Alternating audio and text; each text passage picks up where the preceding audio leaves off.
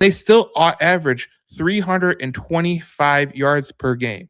When we look at Drew Petzing about his offense, you got to look deeper because when you look at the Arizona situation, it wasn't a situation like Detroit.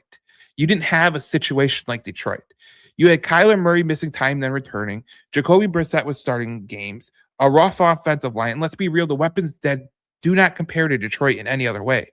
And they still average 325 yards per game. That's more than Kansas City, Tampa Bay, the Commanders, the Saints, the Eagles, the Steelers, the Dolphins, and Carolina Panthers.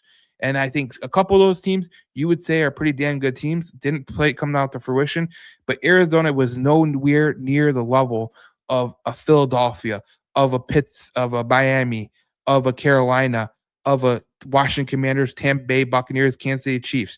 Now imagine that situation with a guy like Jared Goff, a guy like Amon-Ra, a guy like Jahmyr Gibbs, and right now for Monty, but Monty could be on the way out, at Laporta, and potentially still a top 10 offensive line, potentially, if they make some improvements. The real breakdown here is, in Arizona under Petzing, their explosive play rate was 5.3. That's higher than teams like Houston, Philly, 49ers, and Colts, okay?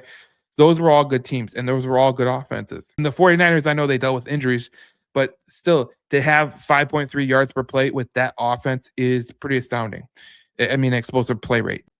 And if you think about what the Lions struggled with last year, they struggled on third down. The Cardinals last year were 72%. The Detroit Lions were 73%.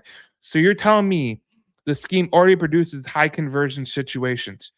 That's important because third down offense is about design, quarterback comfort, and spacing. And Detroit already thrives there